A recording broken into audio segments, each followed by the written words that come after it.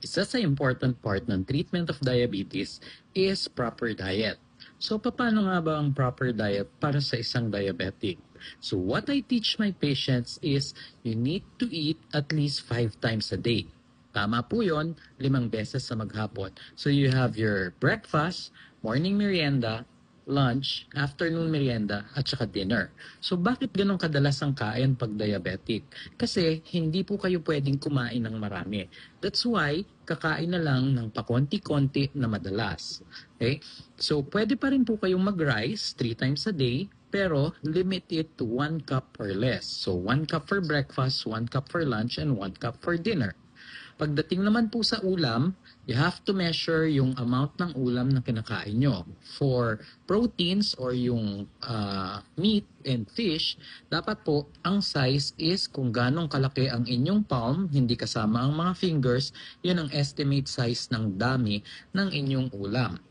For vegetables, especially yung green leafy vegetables, kahit ganong karami po, unlimited ang green leafy vegetables. Pero, when it comes to starchy vegetables, katulad po ng potatoes, corn, carrots, then kailangan po ilimit din natin ito because there are other sources din ng carbohydrates.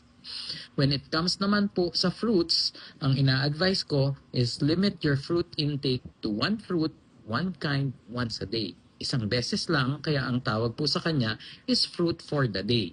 And ang measurement naman, kung ang fruit po is pahaba, like banana, kung ganong kahaba yung dulo ng palm ninyo up to the longest finger, yun po ang length ng banana.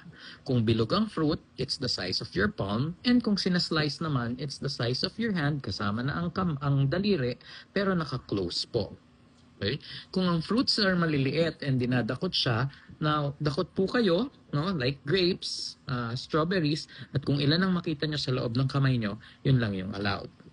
Now, important po ang mga merienda. Bakit? Kasi konti lang ang pwede nyong kainin for breakfast, lunch, and dinner, and para hindi kayo magutom, kailangan pong magmerienda. Dahil kung magutom naman po kayo, mahirap magpigil kumain hanggat hindi kayo busog. So, bawal pong magutom and bawal ding magpakabusog. Ang reason kung bakit ganito ang magandang pattern ng kain is because ayaw nating maraming pumasok na food or source ng sugar at one particular time. So gusto natin, pakonti-konti lang ang pumapasok, and habang pumapasok po ito ng konti lang, nagagamit nyo po siya.